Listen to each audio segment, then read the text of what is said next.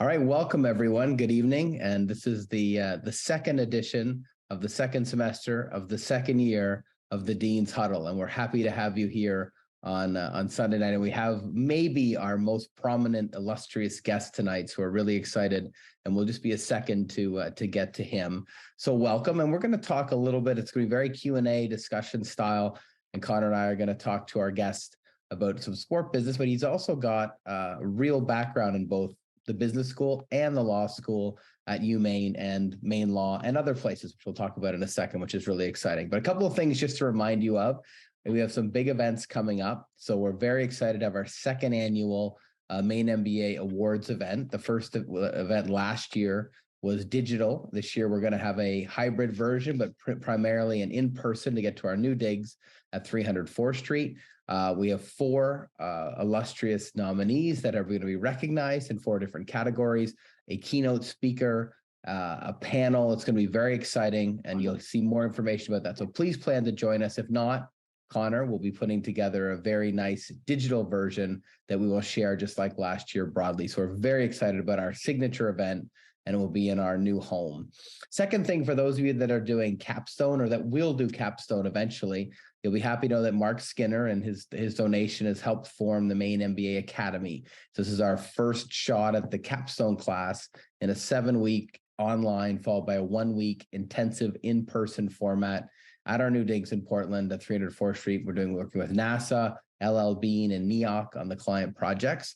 And that's something that group's very excited about for others of you to keep in mind for the following year during the Maine MBA Academy. So we're excited about those two events coming up. I just wanted to flag that. A reminder to all of you, our continuing to grow private LinkedIn page where the summary of tonight's presentation will be posted. Please make sure you go Maine MBA LinkedIn group, and we can give you permission to join. It is a private group just for us. And then most importantly, let's get into our special guest for tonight. And I'm thrilled to welcome Gary Thorne. And about 2 years ago, when I was so fortunate to have this position, Gary reached out to me almost immediately. We've probably been in the same room a few times in our careers as we've been in the sport business, but hadn't really connected before. Obviously, I know his name and his voice like many people do, and reached out to help. And he's since joined our advisory board. It's been very helpful to me and to the other deans involved with the Maine Business School and the University of Southern Maine School of Business, and then the Graduate School of Business. And he's got a wonderful background. He also spans into the law school, which is our close partner now that we're cohabitating with at 300 4th Street. So he is an alum of Maine Business. He's an alum of Maine Law. He's also alum of Georgetown Law. Got a very, very impressive background. He did law for a while, was quite successful, and was called to the bar and was an assistant district attorney, but then found his true passion, and obviously something he's been very exceptionally successful at, being a broadcaster. We're going to get into the list of different places he's gone, but I know him mostly from baseball, like most people do, but you've dabbled in another thing that I quite enjoyed when I was young, WWE wrestling, and still from time to time, I like to go and follow that. And he's been involved in hockey, one of my real passions in an area I do a lot of work, including the Frozen Four, college football, Professional Bowlers Association, and a long list of exceptional experiences as a sports broadcaster. So Gary, welcome and to the Dean's Huddle, and we're glad to have you here. Glad to be here. Pleasure. Wonderful. So maybe we can just kick it off, and we're just going to go back and forth with some questions and on your background. And let's go way, way back for you, but for our listeners, very current, who are doing their MBA degrees. And we'll get into law in a second. So if you could maybe focus on the business training you've had and you think about the business side of your career. So here's people, just give you a little bit of a background. Our average age is mid to late 30s. We have people that look like you and I more that are in the program that are doing their MBAs, most while working full time and really trying to further their career, get promotions, switch industries, move up in the world. But when you think back to those experiences, what kind of advice would you give to people at that stage of their career, thinking about all the experiences and backgrounds that you've had? Yeah, I guess the first thing that comes to mind is staying current. And in this day and age, I can't imagine there's ever been a tougher time. The Industrial Revolution presented all kinds of changes and opportunities for people who were involved in business. But this age of the internet and social media and all that goes with it the changes come so dramatically and so quickly, it really befuddles you at times. And I think trying to maintain a currency in the business world with what's going on and separating the wheat from the chaff. I mean, more and more I see, the Ponzi schemes and all of the fraud and all that's going on in the business community at a very high level is really disturbing. And it becomes easier because it's being done on the internet. And I think learning the proper way to conduct business, what a business plan is in this day and age, how you present it, trying to get people to work for you who are of a high caliber is not easy anymore, as we know, because of the employment situation. So that's all a part of what I think of as staying current. And I've always maintained, you never stop learning. No matter how many degrees you get or how many years you go to school, the idea that somehow there's going to be an end and you know it all at that point, we all know that's not true. And then what you've got to do is push yourself to make sure that you find resources you trust, resources that keep you updated, resources that give you information and help you grow. And I think that's, I learned that in the process of undergraduate school at Maine. I learned it even more so, I think, in the process of teaching. I taught business law at Maine undergraduate for 7 years. I taught MBA management courses, seminars in Orono after that while I was practicing law in Maine. And I've always felt the whole idea of teaching for me is learning. I don't know of a better way to learn than teaching. So keeping yourself going and abreast and knowing what the heck's going on in the world of business is not easy. That's great. And this is a question I had for a little bit later, but you triggered it now. So I'm going to just plot. It's maybe a bit out of order, but it was something very interesting to me, having been a sports fan and obviously worked in the industry for a long time, is when staying current. So I'm always amazed, people like yourself, baseball in particular, with such a statistical background, how knowledgeable you are about all the players, who they're playing, their background. And I know you're probably getting a little teleprompters and notes, et cetera.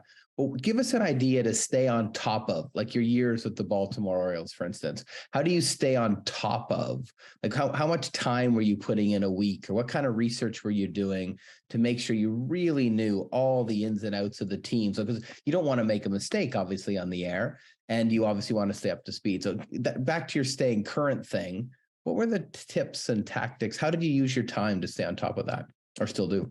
24/7. It was 24/7. And nothing's changed in that regard. Everything else has changed. Where you get your information, the kind of information you get, how much information is out there, that's all changed. There's too much. The most difficult thing I find in research now regarding preparing, if you're going to do a sporting event, is how the hell do you cut this thing down to portions that are usable and information that is valuable and will be entertaining, if you will, to the listener. So it never ends. When I teach classes in sports broadcasting and journalism, I emphasize a million times over, it's all about research and work. You cannot go into a broadcast situation unprepared. You can't do it. You won't make a living in this business if you do that. And what does prepared mean? It means that you've read every conceivable thing you can get your hands on about the potential, about the game that's going to take place, the players who are involved in it. You've got what's going on, what are the game stories, what matters right now for this game. You're not going to go back and do the whole history of LSU football while you're doing an LSU football game. So what matters? What matters right now? What have you got to get in? You got to decide, you got to prioritize, you got to do the saddlebag stuff, the stuff you put in your saddlebag you may never use, but just in case, and you got to have the 3 or 4 items that must go into the game if the broadcast is to be successful. Though you got to do that. And the only way you can do that is by research. It includes the reading, it includes talking to players, it includes talking to managers, it includes talking to fellow broadcasters, and all of that goes on day in and day out, especially in baseball. It really is 24/7. It never stops. That's great, and it fits with your first one. So I'm going to ask one more, then I'll pass it to Connor to do the next couple. So there's some stuff publicly about this, but when you were in that transition period where you were a lawyer, you called to the bar, you're an assistant district attorney, you're working, you're focused. You'd also had your background of broadcasting, at UMaine, and we're kind of dabbling there. One thing that a lot of our students do is they're managing, Connor being an example of this, right? They're managing multiple potential career paths. And we often do that. I mean, I did the same thing in my 20s, and you kind of, because you're trying to keep different balls in the air. And right now, as you pointed out earlier, the world is so fast. They have many balls in the air, and some of those balls may not even be in the air 5 years from now because that career path will have disappeared, right? So there's all those kind of pieces. So take us through what you did to balance those two very different careers and how you then made the decision and went fully into broadcasting. The answer to that is you work like hell. There's no way around it. I mean, it just isn't any way around it. If you're going to do that, if you're going to follow a couple of paths, I was practicing law and doing broadcasting at the same time, sports broadcasting. I mean, when I came back to Old Town to practice law in Bangor, Old Town, I was broadcasting Maine hockey because it had just started. They didn't have an announcer. I'd worked at WABI forever in Bangor, starting in high school. So they asked me if I could do it, and I did it. The same kind of preparation that I was just talking about to do a professional baseball game or NHL game applies to doing whatever sport you're covering. I don't care if it's high school, basketball, college, whatever it is. You still got to do the research. And it's harder to do research for a high school basketball game than it is to do the Baltimore Orioles, because you don't have the information. Right. So you've really got to dig. You got to make some phone calls. You got to get a hold of the people who know what's going on with the club and with the players in order to prepare properly. There's no magic formula to that. And what changed was I was doing that, and then it's a long story short. Partners and I bought a AAA baseball team while I was practicing law. We moved it from Charleston, West Virginia, over to Old Orchard Beach. We built a ballpark. I took a sabbatical from the law firm in order to set up the broadcast network for the AAA team in Maine. Peter Gammons summered in Maine. He heard me do games. He wrote a column for the Globe. Somebody from the Mets read the column. They called Peter, said, "We got a job opening. You think this guy would be interested?" I said, "Oh, yeah, right. I'm going to go do the New York Mets." I sent a tape in and forgot about it. And then it was down to 3, and then an offer came, and that's how I ended up doing professional sports. Yeah. That's great. Connor. Well, that's awesome, Gary. And first of all, it's an honor to get to meet you in virtually as is and have you on the show. A question I had, just as somebody who's dabbling into broadcasting myself, I moonlight as one, much less serious than what you were doing. But my question is, I imagine, in my head, I hear law and broadcasting. In some ways, I see how they're connected. I can picture you possibly in a courtroom using that creative broadcasting mind to sort of make a case. And I can also see you using that law background and how you did your research and broadcasting to communicate to the viewers your case about a particular game moment. So what transferable skills from each industry did you take to sort of make your communication skills really perfect for the situation? Well, you're absolutely right. There was a great transfer of skills. One was the ability to speak publicly, which because in the law, when I was assistant district attorney in Bangor, I handled all the appellate work.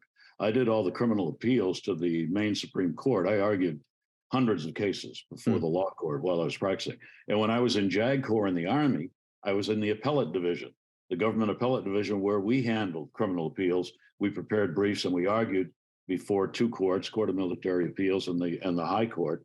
So the communication skills that I developed starting in high school broadcasting carried over to the work I was doing in law, which was appellate work, researching, writing briefs, and arguing. And then it came right back again, full circle, to when I ended up going back to broadcasting. The research and the communication skills that I had used in the law, once again, were coming forth in the broadcast world. So it was kind of a circle. It completed itself. And the communication skills and the research skills were necessary in all the work I was doing, both law and broadcasting. Well, that's great. And I can definitely see how they're all related. Everything kind of, feeds into each other. And that's something that certainly we try to emphasize in our classes. Our professors try to anyways, that, some of the things you learn outside of a business, classroom might transfer into one. And so I've got one more question that I'll hand it back over to Dean O'Reilly, which is one that, some of our students might have listening to this after the fact, which is if they're somebody who's, aspiring to start a career in sport, whether it be broadcasting or journalism or working for a team, maybe it's sales or something, what what today do you think is the correct path to get started on that journey? Boy, that's a tough one because everything has changed since the way I did it. You can't do it anymore. I went to work in high school by writing a letter to the three main radio stations in Bangor. WABI answered. They needed somebody to work Sundays 7 to 5. I'd never been inside a radio studio in my life. I knew nothing about it. I just love radio because I love top 40 rock and roll that I listened to all the time as a kid. And they wrote back, and the next thing I know, I was there and I was doing Sunday radio. That doesn't exist anymore. It's all satellite now. It's a shame. I mean, You're going to hear, 1,000 stations and they're all carrying the same satellite program. Opportunities for young students to be able to go work. They just aren't there anymore. I think the way you do it in this day and age, it's going to be on the internet. It's going to be trying to find a way to squeeze yourself in to this loaded box called podcasts, where everybody in the entire world is doing them. How are you going to make yourself stand out in that area? And there are all kinds of courses available to try and show you how to do that.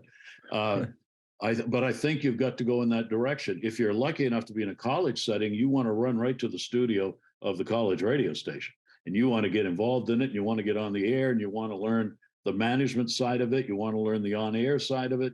Everything you can do at a radio station, do it, and have the background. And then, look, if you're in a situation where maybe there's a local station that'll hire somebody to work on a weekend, even if it's just to ride the board, where you don't go on the air, you're just doing the satellite work of bringing something in, potting up, potting down, whatever, do it.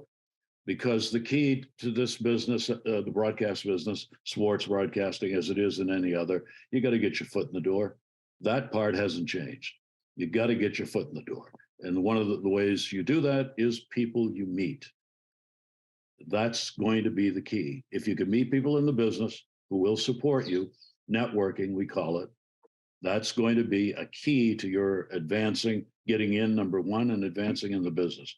And that hasn't changed, and I think that there's not enough emphasis today on that and how much it still matters.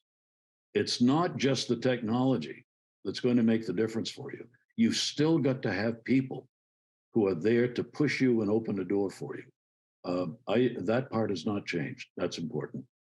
Yeah, very good. We have a couple more questions now related to kind of the business and legal and side of baseball, which is, certainly something more about than most people. And so the first one is around the rule changes, and you've probably been following this closely. And I'm certainly one of the people that, from a marketing perspective, has talked a long time about the need for baseball to be more packaged for younger audiences. You or I love to sit there and take all the stats and do it, but the young person, they get bored pretty quickly. Then all that work last couple of years, and they did the intentional walk piece, which really had very minimal impact. But now, actually, this year, and some of the traditionalists really don't like it. The pitchers are complaining about the shot clock or the pitch clock.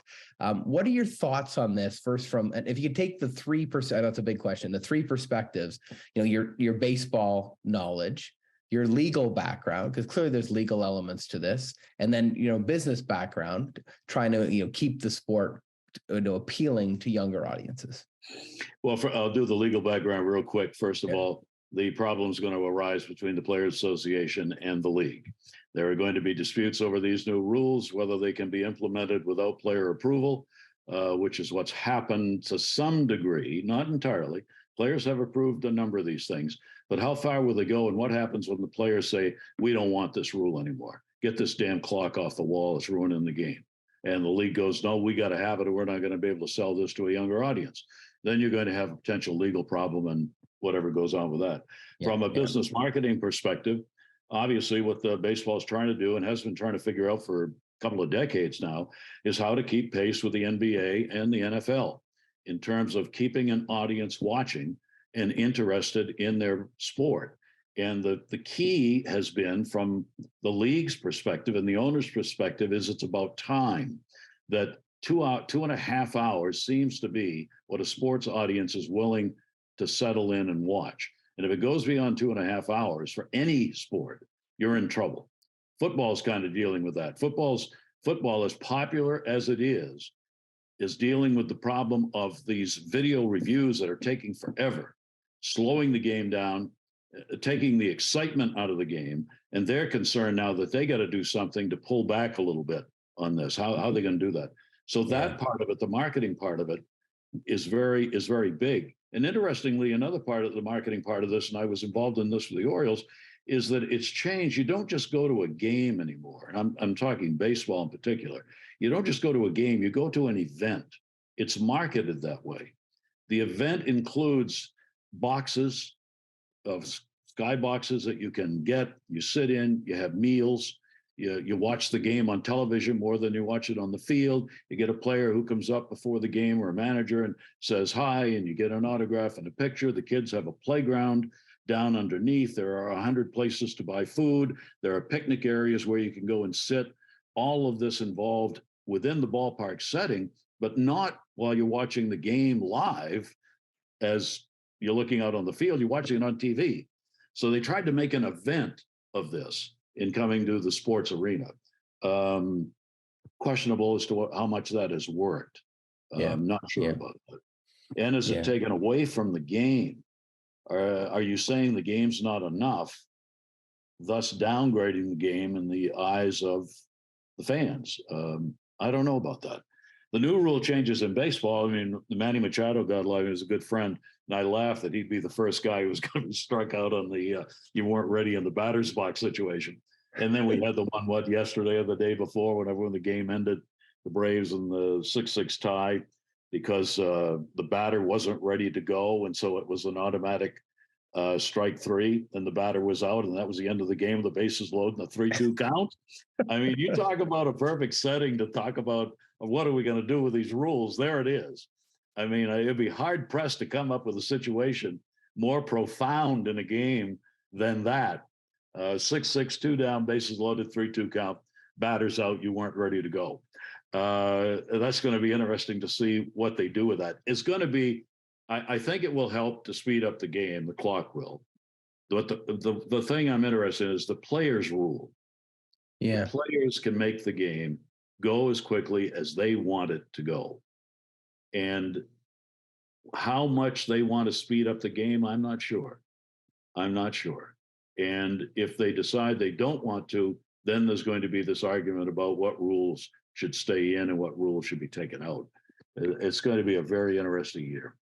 That's a great answer. And if, just to dig a little bit on the marketing piece of one of the points you made, which is quite interesting, is this idea that, we're moving the rules to appeal to a larger audience, but are we then impacting our traditional fan who supports the sponsors, buys season tickets, watches every game, is, a member of MLB Advanced Media and gets all the televised content, trying to chase these other people that might come once a year. It's a really interesting kind of dynamic. And the other thing that popped into my head there when you're talking about that, those couple of, the bottom of the ninth and the batters out because they run out of time. I look at the end of the Super Bowl this year, arguably one of the best games we've seen in a long time.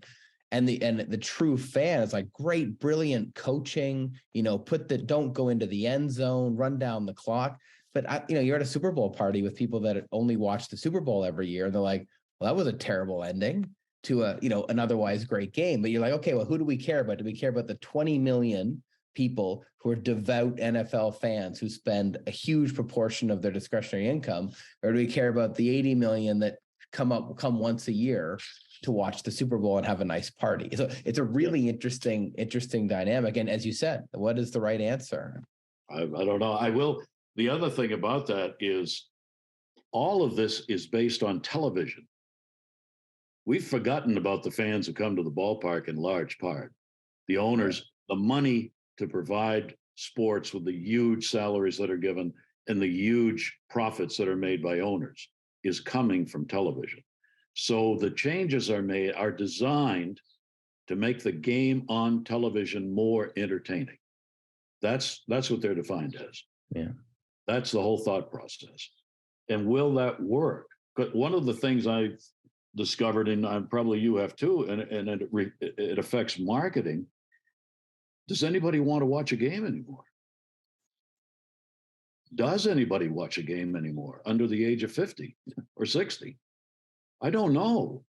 I mean, when I worked at ESPN 2 decades ago, I said to guys, I said, you know something, if you want to be ahead of the curve on this thing, you know what you should do in baseball season?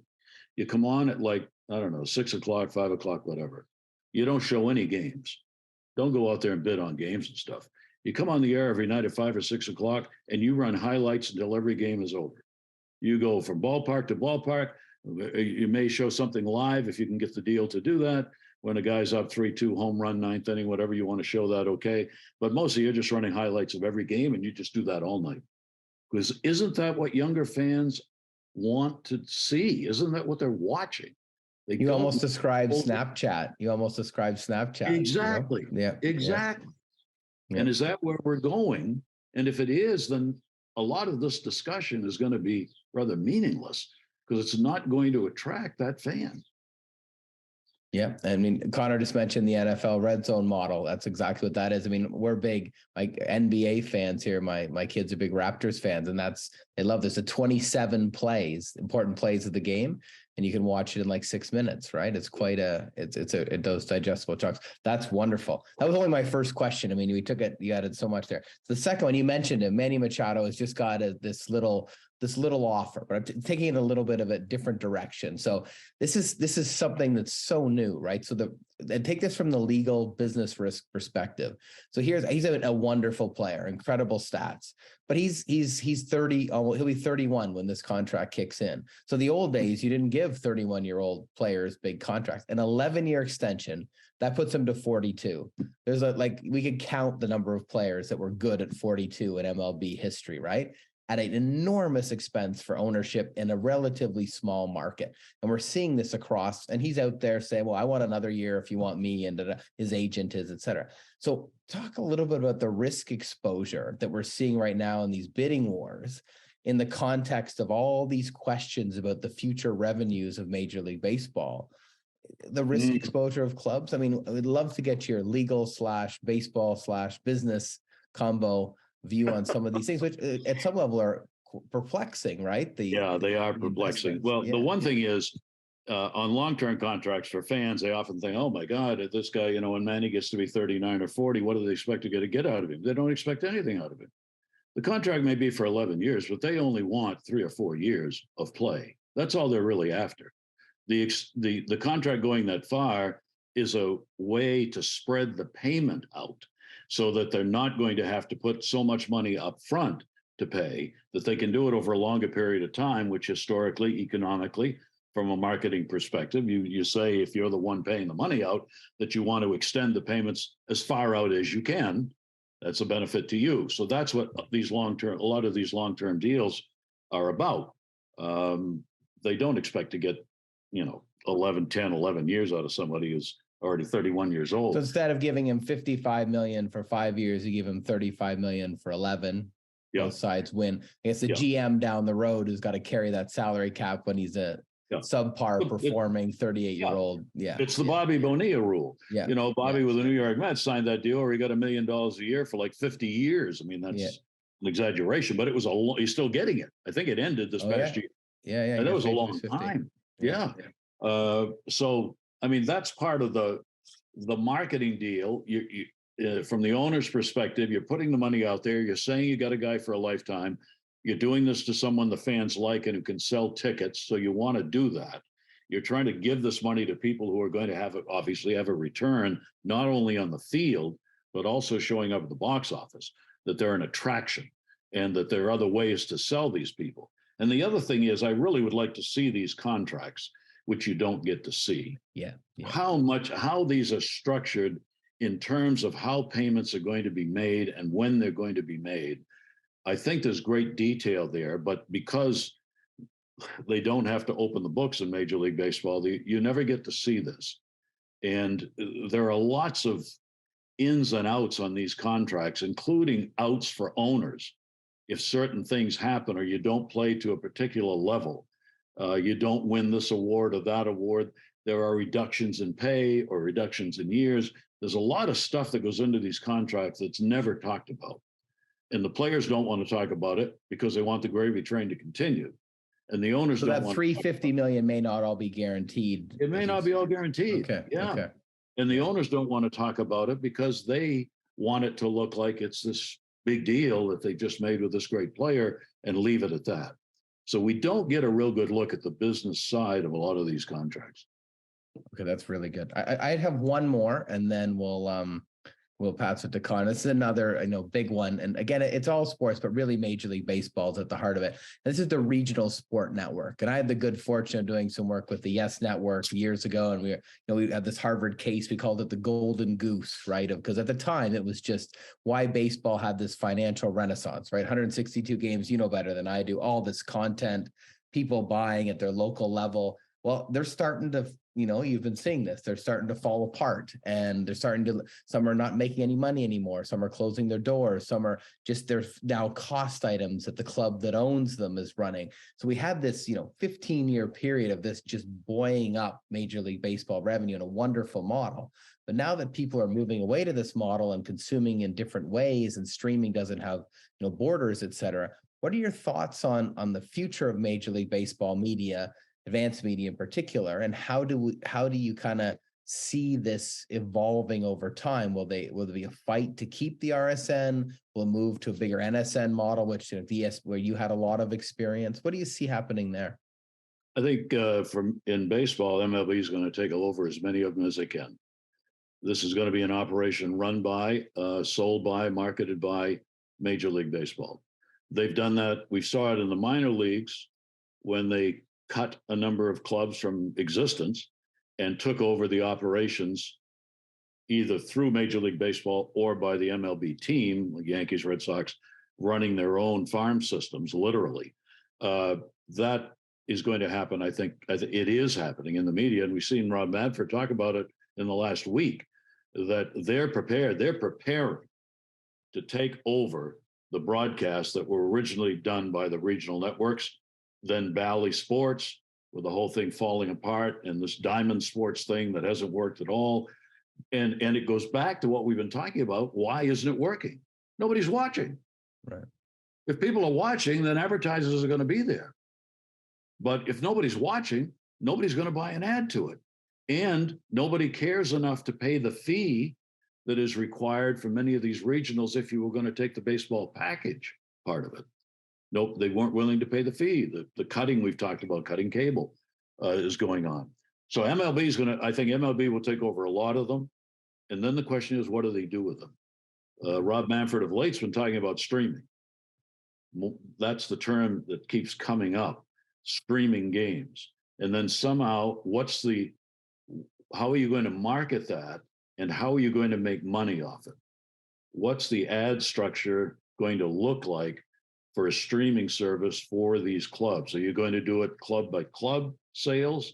Are you going to do the big beer car commercial setting where you get 6 big advertisers that cover a tremendous field of consumer goods? I don't know, but I guarantee you right now in New York, MLB's got people working on that, seriously working on that, preparing to take it over as early as next year. Well, that great, and they're probably watching the MLS Apple deal, which just launched, because that's essentially what you just described, right? With a much, lower watched product so far, but the same model. Very interesting. We have one more. I'll pass it to Connor to finish it off, and then we'll let you go back and enjoy the Hawaiian evening. Yeah, one more, and selfishly, you can see I'm wearing, or those watching on YouTube, I'm wearing my UMaine hockey jersey tonight. So my next question is actually about NCAA athletics. For the past year and a half, the big buzzword has been name, image, likeness, NIL. Justice Kavanaugh a year and a half ago said that essentially, the behaviors of the NCAA are like that of cartels. And, the fact that they haven't paid them is borderline illegal. And if they don't get the name, image, likeness stuff figured out, that he could see it potentially going to an area where athletes could get paid for play one day. From like a legal sports fan perspective, where do you see this all going, I guess? And another easy question. Yeah. Like where does this end up, you think? What a mess. The first thing I would say, and I said this to a class I teach at Arizona State, all of this happened because of one man's opinion, which was not the majority opinion of the court. And why institutions thought they had to agree with Justice Kavanaugh's concurring opinion is beyond me. Especially when, if you go back and read the case, read the majority opinion, they left all kinds of room for the NCAA to continue governing and making decisions on what athletes can and can't get as a reward for playing at an institution. I don't understand why everybody all of a sudden on Justice Kavanaugh's concurring opinion went wild and just dropped the whole thing and said, yep, go ahead and do whatever the hell you can do to make money as a college athlete, of which I have nothing against. I don't oppose that. But now the NCAA this past week began what's going to be a grinding effort to get this issue back under its umbrella when it ruled that a women's basketball coach and player had violated NCAA rules because the coach facilitated getting a contract, an agreement, support from a supporter who was willing to give money to the basketball players, 2 women basketball players. And the NCAA said, that is a violation of our rules. The schools cannot be involved in actually promoting this pay to play structure. Well, I know of one university that has already built up an in-house institution where the players go as soon as they get to the college or even before they get there to find out who are potential advertisers, who are potential sponsors, who are willing to put money into the program. It's a big school. It's a name school. And it's got that set up already. Well, if it was a violation for that woman's coach and those 2 women basketball players to do what they did, which was essentially just, here's a name, here's someone you can contact. What the hell are you doing if you got a whole college program, a whole department that's set up to assist the athletes? It's a mess. I mean, it is a real mess. And I'm not, because of what I said initially, I'm not sure if a case like this gets back to the Supreme Court, that they won't support the NCAA if the NCAA puts a real damper on this whole process. Yeah, that certainly does. I mean, it is kind of a can of worms, and I know you're talking about the Cavendish sisters at UMaine and the NILSU website. You know, I saw that as well. It's fascinating to see where it will go. I think just for starters, what did you think? They obviously had a change of leadership there at the top with the President Emmert stepping down, and wasn't it Charlie Baker from Boston, I think it was, that stepped in. Does that ring any, does that do anything for them, you think, swapping out somebody with a more legislative background? Oh, absolutely. I mean, I think it's not 180 maybe, but a 90-degree turn for the NCAA, which has always been kind of a in-house group of people that came up through college sports and athletics, and you moved up a coach to a AD, and then you got some job in the university system, and then you ended up moving on to the NCAA. Yeah, I think they're really looking to be a business, much more of a business than just college sports, as we've seen them over the years be just kind of a floating nebulous thing in the NCAA. The other thing I've always talked about when you talk about NCAA, it's member institutions. The NCAA is really the college presidents. They are the NCAA. They are the governing body. The NCAA works under college presidents, but sports became so big and so prolific and so generous in terms of money that the presidents just kind of backed off. They went away. They didn't provide oversight, and the NCAA grew with tremendous oversight and complete control of college sports. And now they've lost it to a large degree, and now they're trying to figure out how to get it back. And that's why the decision was made, I think, last week, and why they've got a new head who comes from a significantly different field. Do you think that's a 90-degree shift in the right direction? I do. I think they Yeah. have to, because we all know college sports is a business. I mean, we'd love it just to be, the Ivy League view of it. And even then, wink, wink, there are things that go on that aren't exactly pure college sports, a student athlete. So I think you have to. And now it's a matter of finding how is this going to work now? That's the question. No, well said, and that was terrific. So this has been wonderful, and I would just give you one last chance. If there's anything else you'd like to add to or talk to say to the MBA students, and we'll send to the law students as well. Any final parting words or pearls of wisdom you might like to share? I wish I had a lot of pearls of wisdom, but I always say something about Maine University. I received a great education there, and I don't say this for any other reason than meaning it. I've said it my whole life. Don't ever undervalue being at Maine. Where it is, the long winters and all that stuff. Sometimes it gets a little downplayed, but don't downplay it. It's a great education. It's a great institution. I could not have had a better legal education than what I got at the Maine Law School. It was as good as it gets, and it still is, because it's a school that takes pride in being truly ethical and ingrained in doing what's right by the law. It's the way the school started under Dean Godfrey, who started the school, and it continues that way now. So I have nothing but great memories and great praise for University of Maine's educational institutions. Thank you. That's a wonderful way to end. And Gary, we both thank you very much for your time. My pleasure. And this was terrific, and we'll be sharing it with all of our students. I'm going back to the beach. Thank you.